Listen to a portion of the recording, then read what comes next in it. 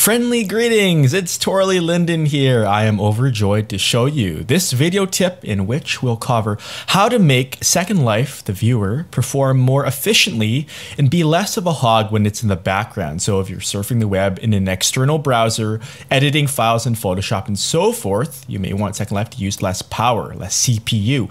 This is exactly how.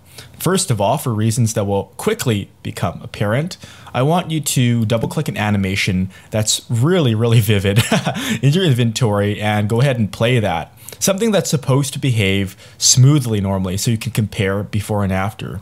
Cool thing with video is I can show you how all these things are going to flow together. Now we're going to want to go to World and show Advanced menu. Don't be afraid now, even though these are unsupported, I must have that disclaimer, this is pretty straightforward and has worked for a while. So let's go to Show Debug Settings, and now we're going to type in background yield time. It will autocomplete, and the default is 40. This is a reasonable balance. But say, for instance, we were to increase it to 200.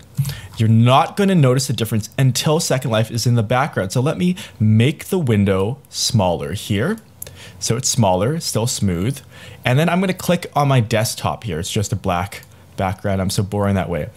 And you'll notice that it's a lot jerkier.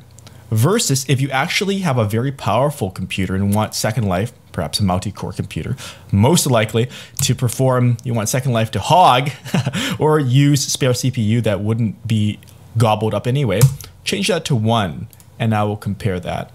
Okay, so what we can have here, I will drag over the activity monitor, and I'm on a Mac right now, but you should clearly be able to see right now Second Life's using about 70%. I'm actually on a Mac Pro with 8 CPUs, but that's how it goes.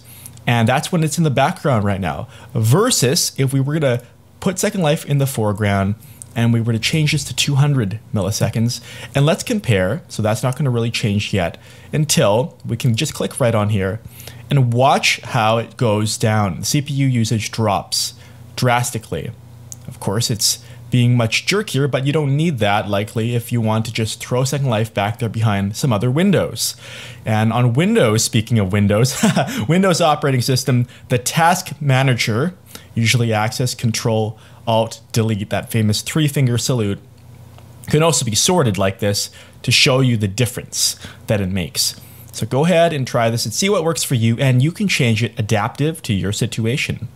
Enjoy.